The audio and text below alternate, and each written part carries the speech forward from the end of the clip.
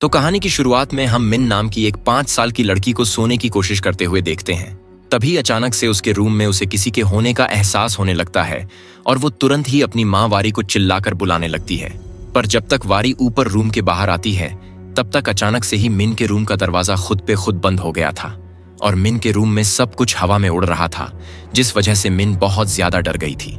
वो जैसे तैसे अपने बिस्तर से नीचे उतरती है, पर तभी उसके सामने कुछ आ जाता है जिसको हमें दिखाया नहीं जाता और मिन के चिल्लाने की आवाज के साथ सीन कुछ दिनों पहले चला जाता है, जहां पर हम वारी को बैंकॉक के अंदर अपने पति युच्चाई के साथ देखते हैं, जो कि बहुत ही ज्यादा उसे मारा पीटा करता था, जिसके चलते वह मिन को लेकर बैंकॉक से टाकुआपो अपनी माँ के परिवार वाले घर के अंदर जा रही थी, जिसको उसके ग्रेट ग्रैंडपा ने 1932 में बनवाया था।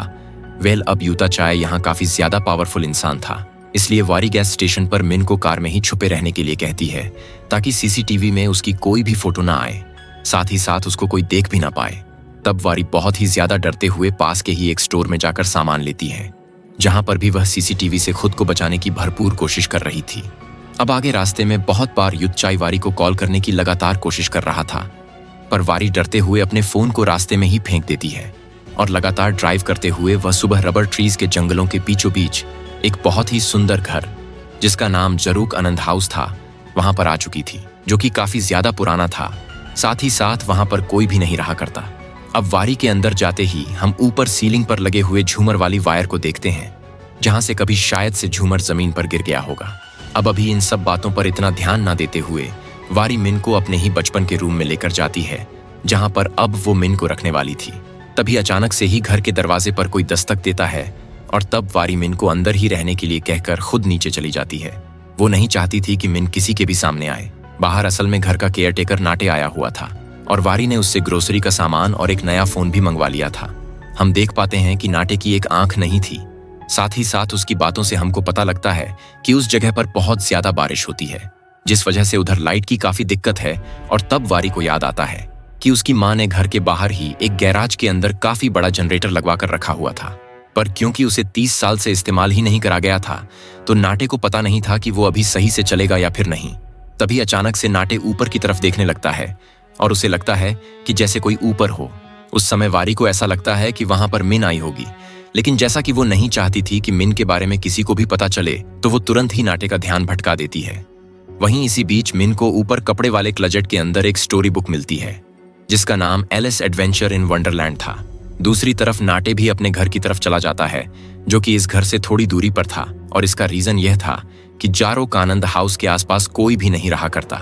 अब ऊपर वापस जाने के बाद में वारी सबसे पहले मिन को डांटती है कि अगर उसे नाटे देख लेता तो दिक्कत हो जाती, पर मिन की बातों से हमको पता चलता है कि वह तो विंडो पर गई ही नहीं थी। और आगे वारी जल्दी से अपने साथ लाए सामान को दूसरे रूम में रख देती है।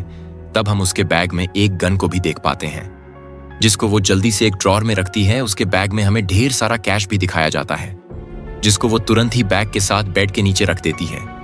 खैर, अब वो बाथरूम में जाकर अपने चेहरे पर लगे हुए कुछ मार्क्स को चेक करती है, जो कि उसके हस्बैंड ने उसे हाथापाई के वक्त दिए थे।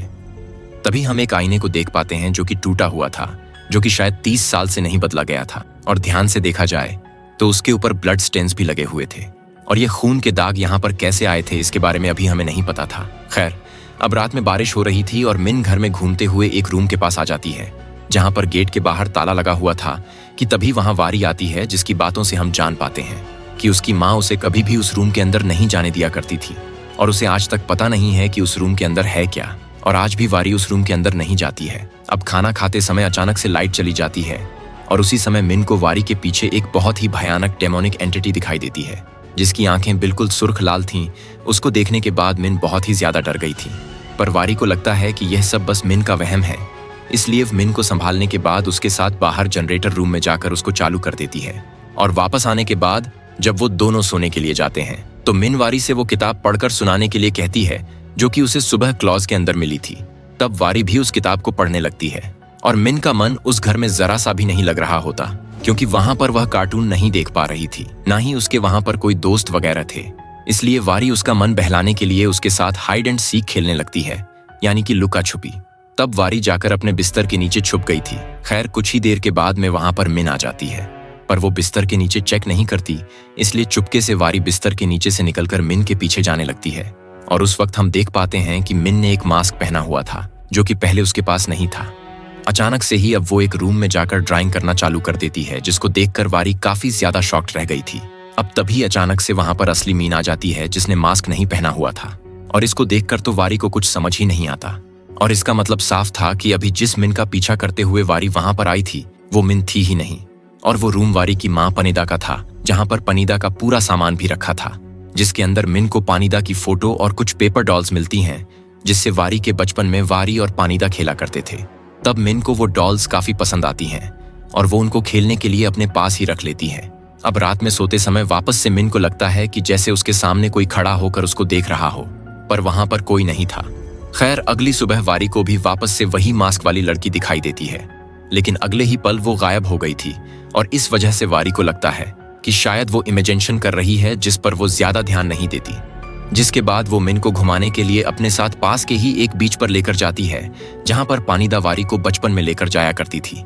अब इसी दौरान वारी के पास में नाटे का कॉल आता है, जिससे बात करते हुए वह जानने की कोशिश करती है कि कहीं उसके घर के आसपास किसी और का घर तो नहीं है, क्योंकि वारी और मिन को दोनों को ही ऐसा लगता रहता था जैसे कि उनके घर के अंदर कोई हो। पर नाटे के हिसाब से उनके घर के सबसे ज्यादा पास उसका ही घर था, और जारू का अनंत हाउस में तो लोग जानबूझकर आना भी अवॉइड किया करते थे, क्योंकि आसपास के लोगों के हिसाब से वह घर हंटेड था। अब इस बात की कंफर्मेशन लेने के बाद में वारी कुछ सोचने लगती है और मिन को लेकर वापस से घर आ जाती है, जहां पर अब मिन को ऐसा लग रहा था कि जैसे उसके घर के बाहर फॉरेस्ट एरिया में एक पेड़ के पीछे से कोई उसे देख रहा हो, और इस वजह से वो वहां पर अब नहीं रहना चाहती थी। पर क्योंकि वारी अपने पति यूता चाय की हरकतों की वजह से काफी ज्यादा परेशान हो चुकी थी, तो इस वजह से वह किसी भी हाल में वापस नहीं लौटना चाहती थी। इसलिए वो मिन को वापस से समझाते हुए किसी तरह से उसे घर के अंदर रहने के लिए मना लेती है। पर इस वजह से मिन का मूड काफी ऑफ हो गया था, क्योंकि उसे इस तरह से रहने की आदत नहीं थी। अब रात में पनीदा का सामान देखते हुए वारी को उसमें वैसा ही मास्क दिखाई देता है जैसा कि मिन के जैसे दिखने वाली लड़की पहनती थी। उसको लेकर वारी उसके बारे में सोच ही रही होती है कि तभी वहां पर मिन आ जाती है, क्योंकि उसे डर लग रहा था। और तब वारी वापस से उसको संभालती है और उसके साथ खाना खाने लगती है, जिस दौरान आज वापस से मिन को वही डेमोनिक फिगर दिखाई देता है, जिसको देखकर वह बहुत जोर से चिल्लाती है।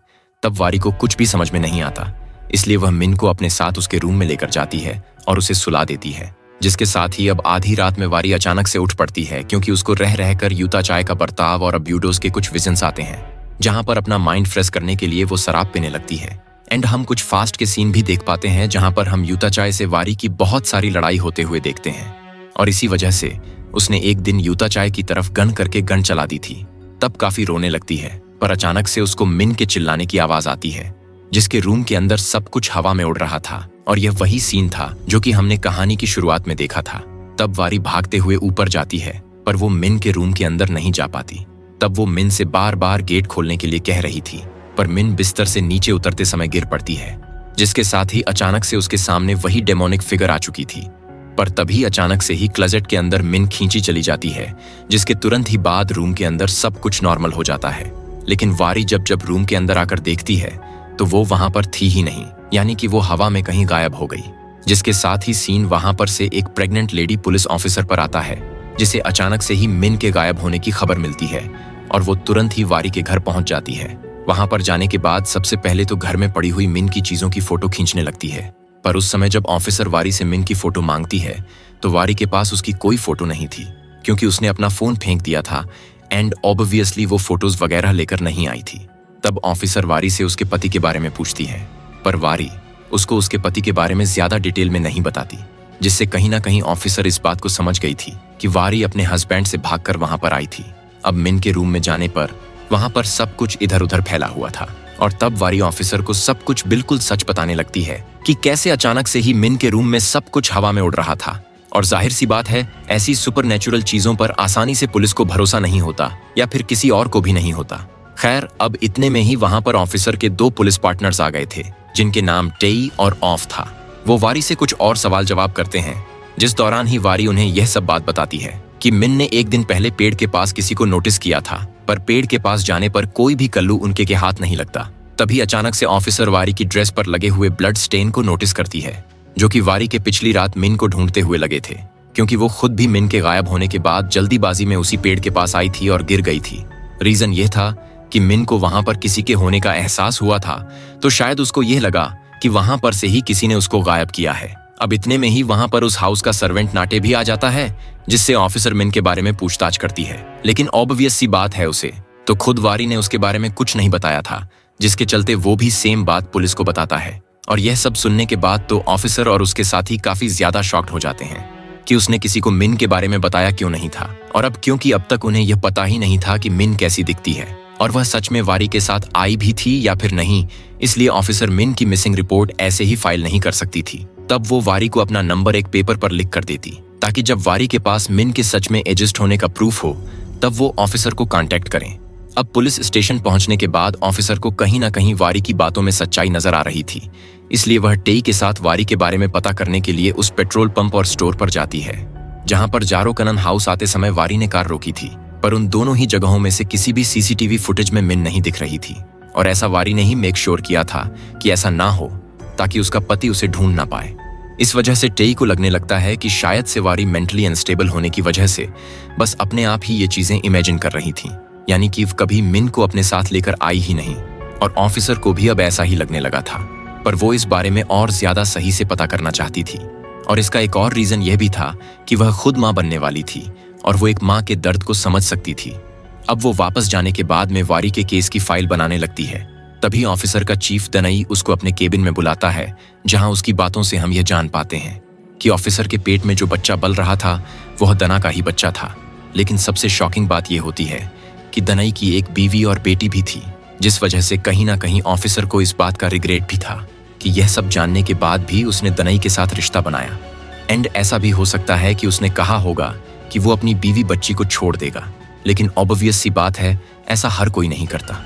इसके बारे में सोचते हुए ऑफिसर अकेले में जाकर रोने लगती है और बाद में वह खुद को जैसे तैसे संभालकर वापस से वारी के बारे में पता करने लगती है। तब उसे हॉस्पिटल डेटाबेस से इस बात की कंफर्मेशन मिल जाती है कि सच में वारी की एक मिन नाम की बेटी है। पर अभी भी उन्हें समझ नहीं आ रहा कहाँ था कि सच में मिन वारी के साथ आई भी थी या फिर नहीं।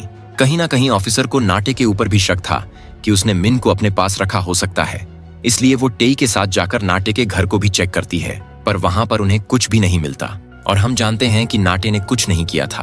अब बाद में नाटे से बात करते हुए ऑफिसर और टेई को पता चलता है कि असल में नाटे पहले के समय में वारी की मां पनीदा का ड्राइवर हुआ करता था। साथ ही साथ वो फा को उस समय की बहुत सारी फोटोज भी दिखाता है जिसके अंदर नाटे की आंख बिल्कुल सही थी। इसलिए ऑफिसर उससे उसकी आंख के बारे में पूछती है, तब जाकर नाट ये बताता है कि 30 साल पहले एक रात अचानक से ही एक लेडी ने अननोन रीजन से पनीदा के घर पर हमला कर दिया था और उसे लेडी ने नाटे से भी लड़ाई करते हुए उसकी आंख में एक कांच का टुकड़ा मार दिया, जिस वजह से नाटे की आंख चली गई थी। पर बाद में पनीदा से लड़ाई करते हुए अचानक से वो लेडी दूसरे फ्लोर से नीचे गिर गई थी, जिस वजह से उसकी मौत हो गई। और बाद में उस औरत की पूरी तरह से जली हुई बॉडी को पुलिस ने बरामद किया था, जिसके बाद ही पनीदा वारी को लेकर वहां से हमेशा के लिए बैंकॉक आ गई। और अब आपको समझ में आया होगा कि यह घर इतने सालों से वीरान क्यों पड़ा हुआ था और क्यों इसके हंटेड होने की खबर हर तरफ फैली हुई थी। ऑब्वियस सी बात है, वहां पर एक मौत हुई थी जिसके चलते यह पूरी खबर यहाँ फैल गई। साथ ही साथ वारी का बैंकॉक में होने का रीजन भी यही था। अब दूसरी तरफ हमें वारी को दिखाया जाता है जो कि घर में इधर उधर मिन को अभी भी ढूंढ रही होती है। तब उसे पनीदा के रूम में एक आदमी और एक बच्ची की तस्वीर मिलती है, जिसके बारे में वो कुछ सोच पाती कि तभी अचानक से ऑफिसर उसको कॉल करके पुलिस स्टेशन बुला लेती है, क्योंकि अब तक ऑफिसर के पास मिन की एक तस्वीर आ चुकी थी। और उस तस्वीर को देखने के बाद वारी ऑफिसर से पूछने लगती है कि उसे वो तस्वीर मिली कहाँ से मिली। और तब जाकर हम जान पाते हैं कि वो तस्वीर असल में मिन की नहीं बल्कि खुद वारी की तस्वीर है। जी हाँ, जो कि उन्हें नाटे की फोटो एल्बम से मिली थी। और इसका मतलब यही था कि शायद वारी अपने साथ मिन को लेकर आई ही नहीं थी। हो सकता था कि उसने शायद अनजाने में मिन को हार्म कर दिया था और उसके दुख की वजह से ही वह मिन को अपने ही बचपन के रूप में अपने पास महसूस कर रही हो। और यह बात सुनने के बाद वारी को याद आता है कि उसने जब यूचाई के ऊपर गन पॉइंट करके गोली चलाई थी तब वो बस यूताचाई को डराने के लिए थी, ना कि उसने रियल में ऐसा किया। और असल में उसने गोली साइड में रखी हुई क्लोजेट के अंदर चलाई थी, पर उसी क्लोजेट के अंदर डर के मारे मिन छुपी हुई थी, लेकिन वो गोली मिन को लगी नहीं थी। और इसी वजह से वारी अपनी बात पर अड़ी रहती है कि हाँ, मिन बिल्कुल जिंदा है और ये उसकी सोच नहीं है। तब ऑफिसर उससे यूताचाई को कॉल करवाती है ताकि वो उससे मिन की फोटो मंगवाकर क्रॉस कंफर्म कर पाए कि हाँ, ये मिन है या फिर नहीं। अब यूताचाई को जब मिन के गायब होने के बारे में पता चलता है तो वो पहले तो वारी के ऊपर गुस्सा करता है, पर अभी की सिचुएशन को संभालते हुए वो मिन की फोटो भेज देता है, जिसको देखने के बाद अब ऑफिसर और टेई को यकीन हो गया था कि सच में मिन गायब हो गई है और वो बिल्कुल वैसी ही लगती है जैसी वारी बचपन में लगती थी। और इसलिए वो रात में पास के गांव वालों और फॉरेस्ट डिपार्टमेंट के साथ ही फॉरेस्ट के अंदर मिन को ढूंढने लग जाते हैं। पर काफी ढूंढने के बावजूद भी मिन उन्हें वहां पर नहीं मिलती। और अब क्योंकि बारिश भी होने लग गई थी, साथ ही साथ ऑफिसर प्रेग्नेंट भी थी, इसलिए उसकी हालत देखते हुए वारी अभी उसे अपने साथ अपने घर में लेकर चली जाती है। तब घर के अंदर घूमते हुए अचानक से ऑफिसर उसी रूम को नोटिस करती है जिसके अंदर पनीदा वारी को कभी नहीं जाने देती थी, और वहां पर ताला भी लगा हुआ था। और क्योंकि अब तक उस रूम को छोड़कर वारी खुद भी घर के सभी रूम्स को चेक कर चुकी थी, इसी वजह से ऑफिसर उस रूम के ताले को तोड़ देती है। एंड टू एवरीवन शॉक वो रास्ता एक बेसमेंट की तरफ जा रहा, जो कि आज तक राज रखा गया था। और जब ऑफिसर और वारी सीढ़ियों से उतर रहे होते हैं, उसी दौरान एज अ व्यूअर हम उन दोनों के पीछे उसी डेमोनिक साय को देख पाते हैं जिसको मिन हमेशा देखा करती थी। और अब नीचे जाने पर उन्हें वहां पर ढेर सारी मशीन्स मिलती हैं, जिससे यह बात तो साफ हो गई थी कि उस जगह पर पनीदा ने एक प्राइवेट लैब बनाई हुई थी, जिसकी मशीन्स को किसी ने तोड़ा हुआ था। साथ ही साथ जमीन पर ढेर सारा सूखा हुआ खून और कांच के टुकड़े पड़े हुए थे, जिसको देखकर ऑफिसर और वारी दोनों में से किसी को कुछ भी समझ में नहीं आता कि यहाँ पर है क्या। एंड जाहिर सी बात है कि वारी काफी छोटी थी जब उसकी माँ उसे बैंकॉक लेकर आ गई थी, तो उसे इसके बारे में कैसे ही पता होता। अब तभी उन्हें एक और मशीन दिखाई देती है जिस पर कपड़ा ढका हुआ था, जिसको जब वो हटाते हैं तो उसके अंदर एक लैब पॉड था जिसके अंदर इंसानों को डालकर एक्सपेरिमेंट करा जाता था। और उसके अंदर ही शायद किसी इंसान को रखा गया था जिसने उस ग्लास को तोड़ा, और शायद से उसी के चलते वो ग्लास के पीस और खून वहां जमीन पर पड़ा था। ऑफिसर ये सब देखकर वहां और भी काफी सारे पुलिस वालों को बुलवा लेती है और सब जगह पर सही से चेकिंग करने लगती है। तब उन्हें उस पॉड के ऊपर की सीलिंग पर कुछ ब्लैक मार्क्स दिखाई देते हैं, और बिल्कुल वैसे ही मार्क्स घर के ऊपर तक जा रहे थे, जो कि शायद से कभी उसी पॉड में से निकलने वाली रेस की वजह से बने होंगे, यानी कि हीट रेस की वजह से। वही बर्निंग मार्क्स उसी क्लॉज के पास भी थे जिसमें से अचानक से मिन गायब हो गई थी, जिसको देखने के बाद किसी को कुछ भी समझ में नहीं आ रहा था। पर यह तो कंफर्म हो चुका था कि यह सब मार्क्स पनीदा के समय पर ही आए थे, क्योंकि पिछले 30 साल से तो वैसे भी कोई उस जगह पर नहीं आया था, क्योंकि वो लॉक्ड पड़ा हुआ था। यानी कि 30 साल पहले जरूक अनंत हाउस के अंदर कुछ ऐसा हुआ था जो कि बहुत ही भयानक था, और इसी के राज को तो हम इन वीडियोस के अंदर सुलझाने वाले हैं। वेल, अब घर की चेकिंग करने के बाद ऑफिसर वहां से डॉक्टर के पास चली जाती है, क्योंकि आज उसकी डॉक्टर के साथ अपॉइंटमेंट थी, जहां से चेकअप करवाने के बाद जब वह बाहर आती है तो दनई उसका इंतजार कर रहा था। वो उससे मिलने आया था क्योंकि कहीं ना कहीं उसको अपने बच्चे की परवाह थी। पर ऑफिसर से थोड़ी देर बात करने के बाद वह वहां से चला जाता है, और ऑफिसर भी परेशान होते हुए अपने घर आ जाती। कहीं ना कहीं ऑफिसर को उसके होने वाले बच्चे की चिंता थी, क्योंकि वो इस बात को जानती थी कि कहीं ना कहीं बच्चा पैदा होने के बाद वह दनई के नाम को इस्तेमाल नहीं कर सकती, क्योंकि दनई दुनिया के सामने कभी भी एक्सेप्ट नहीं करेगा कि वो बच्चा उसका है। उसकी जॉब को भी खतरा था, और यही बात कहीं ना कहीं ऑफिसर को अंदर ही अंदर खाई जा रही थी। वहीं अब दूसरी तरफ वारी का भी मिन के बारे में सोचकर बुरा हाल था, और अभी के समय पर टेई और बाकी फॉरेस्ट डिपार्टमेंट वालों ने भी मिन को जंगल के अंदर ढूंढना बंद कर दिया था, और वो लोग भी वहां से चले गए थे। और तभी हम देखते हैं कि मिन को याद करते हुए वारी रोने लगती है।